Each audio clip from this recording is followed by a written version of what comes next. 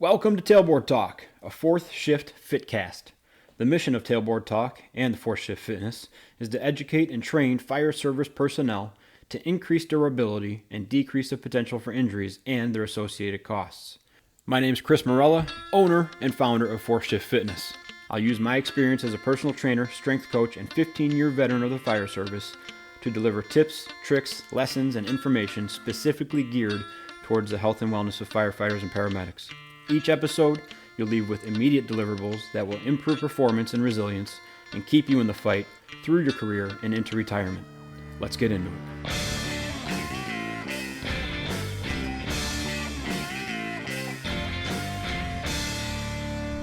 What's up, everyone? Chris from Fourth Shift Fitness. We're out here in the sunroom again on an 86 or 88 degree day, drinking hot coffee. Leaf blowers going in the background. Sorry about that. Air conditioning's going to kick on any minute now, but stuff's going on inside. But I wanted to get this episode recorded because I think it's important. And today we're talking about kind of that realistic take on firefighter EMS fitness, because I think there's two extremes that we all recognize, and a lot of people fall into like, well, if I can't be one, I'm going to be the other. Forget it, or whatever. And I want to identify those and let you know it's okay to be in the middle. It's okay to be in the majority, which is not either one of those two extremes. And I want to present this idea to you of don't worry about being super, super awesome or completely at the other end of awesome, but maybe just be in the middle. Like maybe just be not the weak link on your crew, or not the weak link in your department, or not the weak link of your circle of friends that you hang out with at the fire station. That, and I'm going to get into that, obviously that's a larger thought, but that will actually set you up for a longer career than trying to be an ass-kicking fire breather day to day. So I want to kind of paint this picture right off the bat of what I'm talking about with these extremes and then being in the middle.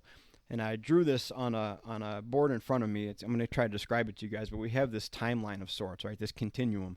And on the left side of this continuum, just because that's where I put it, that's like the shirtless, dry scooping CrossFit maniac person, or you might see them doing crazy workouts in gear, and all that intensity stuff is way over on the left, right? Now on the other end, way over on the right, is like the dusty mustache. It's like the person who may be in their mid-30s or maybe even their 40s, but they're just a blanket-covered couch compressor or chair compressor. They got to rock 2 or 3 times to get out of the recliner. They've resigned themselves to having a bad back or bad knees or bad shoulder or whatever, even though they really haven't had much of an injury to it. It's just they're old and cranky and achy, even though they're half the age they should be for that kind of thing. And they always fall back on like, I could if I really had to. Don't worry about me. And that's the other end of the continuum, like the complete inactive person. Now, somewhere in the middle is where I believe a large bulk of the fire service and the EMS live, right? And that's kind of like yeah, I know fitness is important. I enjoy it sometimes. I don't enjoy it other times. I go through phases where I get in pretty good shape and then I kind of fall off for a few months, but I know it's there and I know I can get back to it. I understand it's important, but it's not like 1 or 2 on my priority list. It's more like 4 or 5, maybe even 6 on my priority list. I got other stuff going on. And so, yeah, I'll go running once in a while and I'll hit some weights, but, leave me alone. That kind of thing. And I see these archetypes and these mentalities as I go out and present and as I coach and as I go through my own department. I see all types, man. We have a lot of people on the left side that are just ready to rock and roll, and no matter what I give them in our practical sessions or the ideas I give them, they want to add on to it, or they want more, or they want the next kind of thing, and that's okay, right, as long as we're doing it smart. And then I see people on the other side too who will just not even come to the class or not even participate, and I can't judge them because I don't know them, right? But typically what I've seen is people, they don't appear to be in the best of shape, okay? And they kind of, as soon as they see something coming around that might make them look, not stupid, but like vulnerable, right? Or kind of highlight how out of shape they are or how far they've fallen out of shape, they'd rather just not even look at it. They'd rather just ignore it and remove themselves than they kind of let themselves be vulnerable and let me try to maybe give them something to work on or just something to benefit them. And I think that comes from the other side. That comes from the left side, because they just assume that this fitness guy is coming in and he's going to be hard charging and in your face, and he's going to tell you how fat you are and how slow you are and how you should be eating vegetables instead of cookies and all that stuff. And I get that, but I think that's a product of that social media left side craziness thing.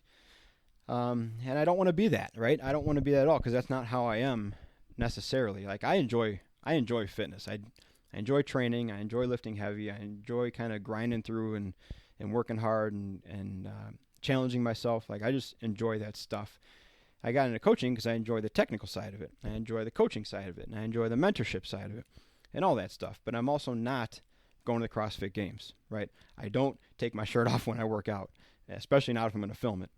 Um, I consider myself a much more balanced form of the personal trainer slash fitness enthusiast than the stuff that you see on social media. And so I want to kind of put that out there today that, hey, it's okay. Like we're all mostly in the majority.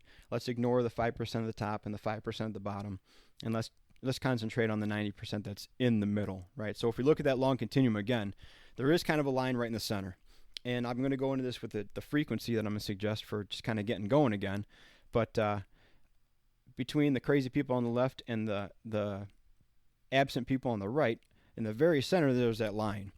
And depending on which side of the continuum you lean, you're either going to lean towards the left and towards the maniac people and just kind of maintain, right? You might be like 2 degrees to the left and you might just maintain for your long career, or you might be 2 or 3 degrees to the right and you're going to have a slow decline. And that's like when you look back at when you got hired, there might be a picture of you shaking hands in a city council meeting or with the clerk, and you're going to be like, man, since then I've really bolted on a belly. Or like, where'd my second and third chin come from? I didn't know I held those when I got hired, and you didn't. But it's been a slow decline. You might not notice it because it happens so gradually over decades, truly, right, over our career. And depending on how far away you're from that center, the faster that stuff goes, right? You can absolutely improve your fitness over 20 or 30 years, depending on what shape you come on the job, or you can decline rapidly, right? And we've all seen both of those things too. We've seen people that go crazy into fitness when they get hired, and that's not necessarily a bad thing, but it carries some pitfalls, right? You might run into the person that is on a slow department that really likes working out hard, and then they blow themselves out right before a call, and now their fitness backfired. You know, their grip is shot and their legs are trembling and their back is all achy because they did this crazy workout on shift before a call. Not saying that's the best thing to do, but it happens, right? And then on the other side, you know, I've personally seen, I've been on calls where we've assisted private ambulances, and the homeowner, who was the daughter of the patient that we had to help lift in the house. So the private ambulance called the fire department because they needed more help getting this person in the house. And no other private ambulances from their company were available. So we went there, and it was just a 2-person crew on that private ambulance, and it was a person who probably weighed like 250, maybe 300 pounds. So heavy, but also very tall, like 6'4", 6'5". So just a difficult person to maneuver through their house, and they were relatively immobile as well.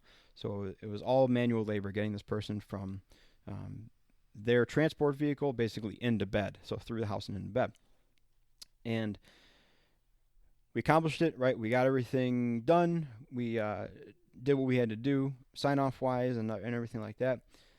But the daughter of the patient made sure to tell the ambulance crew that was there before, like, listen, this is going to be a regular thing. You're going to be taking this guy to appointments and back. Basically, don't come back. Like, send someone else or send a bunch more people because you're not able to help me. And that was like, oof. That was like a big awkward moment for us because the person she was talking to was large. They were large and they were obese, and they were working as a private medic, as a transport medic. And that was just a tough moment. You could tell that he was embarrassed and he was very upset, and the homeowner was upset because they're paying possibly out of pocket for this service, and the person that they're paying for was unable to do the job. And I don't mean to like shame this guy by telling you the story, but that can happen, right? We've seen that happen with people we work with, or we've seen it happen in neighboring departments where maybe the person, for one reason or the other, just lets himself get wildly out of shape after passing that pre-employment physical or that CPAT, and now they're at a point where they're a liability. And I'm not trying to tell that person they need to be on the other side of the continuum with this talk today. I want to let them know that where they're at, it's important to identify that, and let's all be cool with it, and let's start making small steps back towards the center. That's all I want. I want that person to be closer to the majority as opposed to closer to the extreme end of absent, okay? So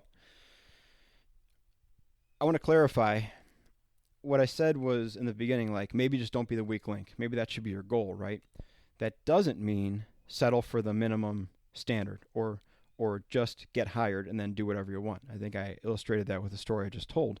But what that means is it's more of a mindset that will keep you constantly improving depending on your surroundings. Can you hear that chipmunk back there? Jeez Louise. Constantly improving, because let's say you're on a real in-shape crew, that will make you get better to make sure you're not the weak link of that crew, right? Let's say you're on a very inexperienced or out-of-shape crew, just to make it easy, right? You may be able to coast a little bit, but you're going to help people come up to your level of physical fitness or education or whatever. And as soon as they start raising up, right, you're going to raise up too, because they're going to surpass you if you just stay idle. So it's not a mentality of just kind of let it ride, right, and don't be a liability. It's a mentality of don't be the weak link, as in be constantly improving and improve everyone else around you so we all get better. And that's what I mean. I don't mean just settle and just coast, right? It's also gonna foster maybe a little bit of competition, right? I think that's inherently inside most of us, but it can help do that. If you see someone else getting smarter or better, faster, more in shape, and you have a mentality not being the weak link, it's gonna foster a little competition in a good way, right? So when we talk about taking a real look at firefighter and EMS fitness and wellness, there are some truths and some things to think about, because truthfully, right, and it's probably isn't like a popular opinion, but truthfully, we may not use our actual fitness that much, right? There's plenty of out of shape or obese or partially injured firefighters and medics like that can work 25 or 30 years. Like that can absolutely happen. See it all the time. I mean, you just have to look around, right? You can look inside your department. You can look at neighboring departments. There's people that you might say like, there's no way that guy is a firefighter. And they are, and they will survive for 25 or 30 years, right? We might actually use our fitness like once every 10 calls, right? So if you're on a busy department, that might be once a day. If you're on a slower department, that might be once every 2 months, once a month, right? Once every 3 months, depending on where you work or what kind of calls you're going on. And so that's easy to let that stuff slide, right? You might use your extrication equipment more than you use your actual fitness. Like you might break out the combi tool or the cutters or spreaders or even the struts, God forbid. You might break those things out more than you have to lift someone that's like near a max effort for you, or more than you'll have to like really dig in and move hose around. You might use the high-rise pack if you're in an area with high-rises more than you use your actual fitness. Ironic, as soon as you use that high-rise pack, you'll be using your fitness, right? But that sets you up to like, oh, if I only use it once every month, maybe it's not that important. You start that slow decline down. I want to challenge that thought, though, by reminding you that combi tool or cutters or spreaders or that high-rise pack or those struts can sit in your engine for years on end and never degrade, realistically, right? They can never like lose an edge. You are not that way. You can lose an edge rapidly, right? Weeks and months go by and you're not up to your training regimen. You can feel a difference in that. So you will deteriorate far faster than the tools that you're using frequently. Don't forget that part. Point number 2, and I've made this point before, there is a large amount of resources for me if my brain doesn't work, right? If I forget where to go during a high-rise response, or I forget what tools to bring as a RIC company, or if I forget what channel to turn to when we're going out of town or we get to the box level. I have all those resources. If I forget what drug to push or what dosages, I can look that up quickly on my phone, on our SMOs in the ambulance, my pocket SMOs. We have resources to look all that stuff up.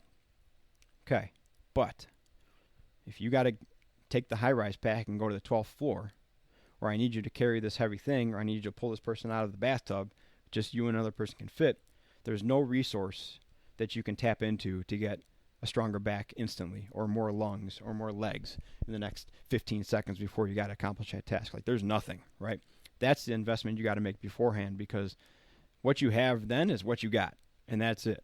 And so that's a hard truth, because there's a lot of people that be like, yeah, I might not be the most in shape, but I know the SMOs backwards and forwards. I applaud you for that, because those are difficult. And after you've been through 3 or 4 SMO updates in your career, they all start to run together, potentially. Drugs start to overlap each other. Somebody might ask you what drug to push, and you're going to name one from 2 SMO updates ago, and confidently too. You should know all those things, right? But if you forget them, you got the resources. But if I need you to do something strenuous, there's nothing that I can do besides assign someone else the task, right, to get that thing done in the moment. So those are 2 lessons, right, that we've all kind of learned. We're going to use our fitness relatively infrequently, potentially, but when we need it, it's got to be there. It's got to be there because there really is no substitute. So what does it take to maintain or build, or what's an acceptable level that I think, what's an acceptable level of fitness that will keep you in the majority, right? Not down towards the slugs or the absence, and not on the crazy end, because you don't want to be that person. I would say that if you can work out purposefully, do something that challenges you 3 times a week, you're doing pretty good. Pretty good. And that's me speaking from what I expect for myself, being on a busy department and being up most nights I go to work. Maybe I'll work out the day after shift, but I'm usually up all night during shift, so I'm pretty tired and just don't have an interest in it. And then I'll be able to sleep at home, and then that day before shift, I'll usually dig into a workout. That sets me up for 3-ish training sessions a week. Let's say we have a shift where I don't go out overnight, or just go out once and I feel okay, maybe I'll push a workout that day after shift. But if you can do 3 days a week of something that's challenging and purposeful for 20, 30, 40 minutes, I think you're going to do yourself a lot of good to stay in that majority, right? Where we all agree is a decent place to be. It's not going to put you over the end, right? You're not over the edge into crazyville, right? And it's going to keep you from maybe declining. Definitely keep you from declining rapidly, and you're going to be closer to that center mark where you can kind of choose to maintain and improve, or just kind of stay where you are, but stay away from that slow decline. Now, it's important that we recognize that I'm talking about a purposeful workout and a dedicated training session, and not just activity. Because I'll talk to a lot of people that say, like, yeah, I went to Disney World, right, and I walked around for a week straight. If you're not used to doing anything, that might be a valid substitute for a training session. If we're talking about a purposeful program of 3 times a week, I need you to count that as just something you got to do. Or, if you're out in the yard pulling weeds all day and cutting down trees, it's up to you to decide, but I would say that's just something you got to do, and you're going to have a dedicated training session on a different day or on top of that. That's just me, right? But keep in mind, we're just trying to do 3 days a week. So you can always say, like, I'm definitely going to get 2. I'll settle. Maybe I'll push 3, or I'll count that yard work session as my 3rd. This is a fluid thing. And that's why we're not using, like, calories burned or METs or RPE or poundage moved or miles ran, because I'm not worried about that stuff. What I'd rather see, if you're just getting into it or if you're looking for some place to start, is just doing something for an amount of time. And that's what we're going to start with, right? Just like any other skill or any other task or scheme or tactic that you've learned in the fire service, first you learn the stages of fire. You learn the fundamentals. And then you learn what they look like and how they act. And then you learn how to operate inside of them and tactics to deploy inside of each stage. And you learn what not to look for and what not to do during those stages. It's all that stuff. We're building skill on skill on skill. So the most fundamental base of this is just doing something 2 to 3 times a week, right? Something that challenges you, something for 20, 30, 40 minutes. And then once you make that kind of something you do, then we can get into specifics. Okay, now that you're doing that, let's focus it in on this activity, or let's focus it in on this strength training template. Or, hey, I see that you've just been walking, and that's fantastic, because if that's more than you've been doing, I love it, I'm all about it. Let's walk at a determined pace now for that 20, 30 minutes. There's a million ways to go at this thing, but the important thing is that we recognize that if we're looking to maintain, or at least avoid the slow decline, doing something purposeful and challenging for about half an hour, 3 times a week, is kind of what we got to do. Right, that'll keep us in the majority. That'll keep us away from the crazy people on the left and the absent people on the right.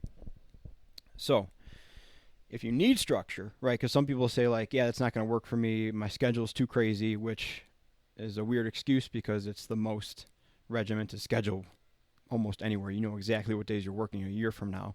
But I digress. If you need a schedule, then follow the one that I told you of work out the day before your shift. The obvious excuse to that is, well, I don't want to be sore on shift. Well, you're gonna, okay? You're gonna be sore no matter what. Even if you work out on shift, you're gonna be sore the next day, and you're gonna be like, well, I don't want to be sore when I go home. Okay, pick a time to be sore. Okay, just pick a time to be sore and live with it. It's only gonna last for the first 4 to 6 weeks while you're getting into it, and you'll be less and less sore as you go on. You're gonna have more sore days than other when you start to push or try to conquer a new kind of territory in your strength or your conditioning. But you're just going to be sore. Don't let that get in the way of you making a positive change. Don't worry about, I can't work out when I'm sore. That's like an old wives' tale kind of thing. I'm not going to get too deep into it, but what that really translates to is like, don't crush yourself with a max effort something when you're devastatingly sore. That's what that means. But people have taken to be like, if you have any soreness at all, might as well sit on the couch. Nah. So work out the day before your shift. That'll set you up for 3, maybe even 4 workouts a week. And just do that challenging, purposeful thing, whatever it is. If it's walking, cool. If it's running, great. If it's a strength training session, awesome. If it's whatever your level is at, right? Something challenging for 30 or 40 minutes, 3 times a week. And I think that pretty much wraps it up. So like I said, I wanted to get that out there. If you're in the middle, and if you're in the majority, okay, good. I'll tell you that's good. I'll tell you if you're working out right now 2 or 3 times a week, you're doing good, okay? If you're a nut job that works out 5, 6 times a week, super duper, please don't get hurt, right? If you're completely active, hey man, all you got to do is 2 or 3 times a week and we're going to get you back up in the majority. I understand if you feel vulnerable. I understand if you've talked a lot of smack to people you work with about working out, and now you recognize that you need to, and it's a tough pill to swallow to kind of be humble or kind of eat crow for a little bit and put yourself out there. But if you don't feel comfortable talking to your crew about it or people that you ridiculed about it, shoot me a message, right? I will always support someone that cares and wants to make themselves better, always. I might rib you a little bit, right? I might poke you a little bit. That's part of the fun of it, but I'll always support you. So if you don't want to talk to your crew about it, if you don't want to talk to your friends about it because you're just feeling vulnerable or a little bit scared about it, I get that, all right? I've been able to help people in your position in the past, and you can come to me and I'll set you up with something small. You don't have to do it publicly. You don't have to do it. It's not going to be a big flashy thing. You don't have to tell anybody about it, but you can start making the small steps you want to get back towards the majority where we're all kind of comfortable being, so you won't be the weak link. We can start you down that path without you feeling like you're exposed for trying to make yourself better, right? So that's it, guys. If you need anything else, please reach out. I'm always available to you. 4shiftfit@gmail.com, 4shiftfitness on all social media. And get moving, right? Let's get back to the majority. Don't be afraid to do the boring stuff. Don't be afraid to do the stuff that doesn't look awesome on social media. That's what's going to keep us around for 20, 25, 30 years, I promise, right? So until next time, if you need something, reach out. Talk to you soon. See if we do these every single week. Talk to you soon. Be a 4-shifter.